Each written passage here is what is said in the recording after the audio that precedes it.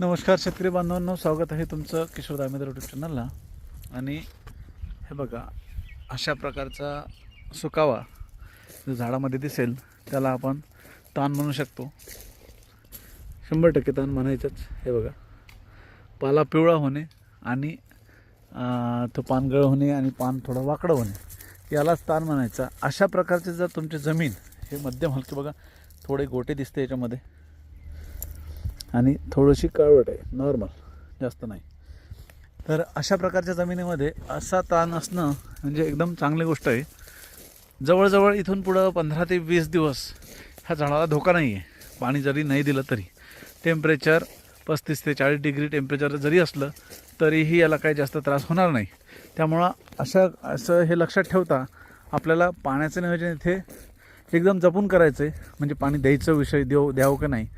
ज्यावेळेस 2-3 झाडं वाटेल आपल्याला की जास्त शॉकमध्ये जाण्याची शक्यता आहे, तर त्या 2-3 झाडाला पाणी द्या. अन्यथा अशा प्रकारच्या जमीनमध्ये आणि असे जे झाडं असेल, कारण मागच्या 2 व्हिडिओमध्ये तुम्ही बघितले खूप जास्त शॉकमध्ये गेलेले झाडं, त्या कंडिशनमध्ये तर पाणी द्यावंच लागते, कारण ते झाडं जगवणं महत्त्वाचं आहे.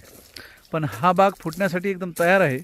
अशा प्रकारचा बाग 100% चांगला फुटणारच. 25 नंतर कधीही पाऊस येऊ. आणि पाणी द्यायचं जे आहे म्हणजे ट्रिपनी 1 तास, अर्धा तास, पाऊण तास हे पाणी द्यायची घाई अशा प्रकारच्या बागेमध्ये करू नये आणि घाबरू नये. थोडा जास्त जरी पानगळ वाटली तरी घाबरायची गरज नाही.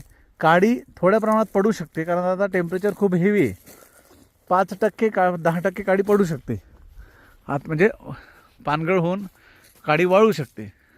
पण त्या 5% काडी वाचवण्यासाठी जर पाणी दिलं आणि जर आपल्याला 80% डोळे फुगले आणि ताण कमी झाला तर आपल्याला बाग फुटणारच नाही. त्यामुळे ते 5% काडी जळण असं गृहीत धरून पुढचं नियोजन ठेवा, म्हणजे तुमचा बाग 100% फुटेल. आणि याच्यापेक्षाही तुम्हाला जर काही वेगळ्या अडचणी वाटत असेल तर त्या कमेंट्स करून विचारा, म्हणजे त्या कमेंट्सवरचा व्हिडिओ आपण पुढील व्हिडिओ तयार करू. धन्यवाद.